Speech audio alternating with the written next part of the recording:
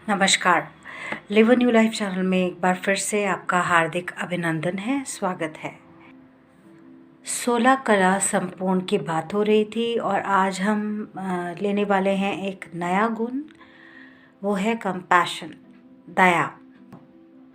दया के लिए ही दो ही बातें जो हैं बहुत मुख्य हैं कि दया करते वक्त केयर भी शो करिए और केयरफुल भी रहिए।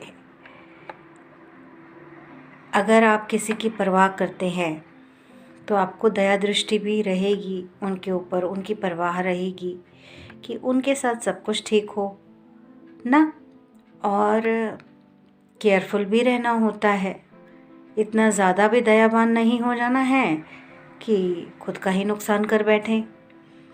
तो दया के लिए दो ही शब्द, केयरफुल और केयरिंग। दया के बिना दोस्तों हम किसी की मदद नहीं कर पाते हैं। अंधकार से उजाले की ओर किसी को नहीं लेके जा सकते हैं। जब तक मन में दया भाव ना हो तब तक ये चीज़ें इम्पॉसिबल हैं करनी। तो उसके लिए मन में दया भाव होना बहुत ज़रूरी है। और मन की शांति भी दोस्तों इसी में ही है, क्योंकि दया से उत्पन्न हुई जो किरणें हैं, जो वाइब्रेशंस जो होती हैं, वो दूसरे इंसान को भी शांति प्रदान करती हैं, क्योंकि वो दिल से किए गए कर्म होते हैं। तो रिवर्ट बैक में सामने वाले इंसान को ब्लेसिंग्स ही मिलती हैं, क्योंकि वो दया भाव मन से उत्पन्न हुआ है, दिल से उत्पन्न हुआ है।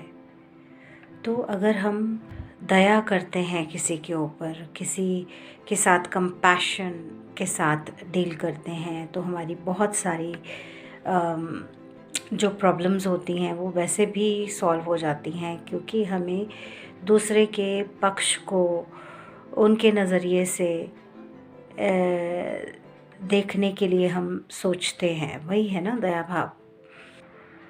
We can take an example ना, कि सड़क क्रॉस करते एक व्यक्ति गिर जाता है और उनके गिरने पर कोई दूसरा व्यक्ति आकर उन्हें उठाता है या उनकी मदद करता है।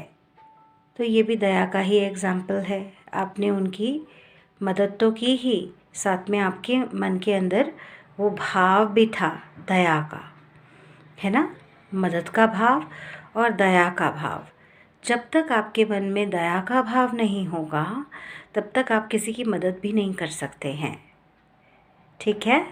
तो दया दृष्टि रखना ये भी एक बहुत ही इम्पॉर्टेंट गुण है। 16 कलाओं में से एक है ये दया भाव, बीइंग कंपैशनेट। दोस्तों, दया भाव हम सभी के लिए रखें, क्या अमीर और क्या गरीब।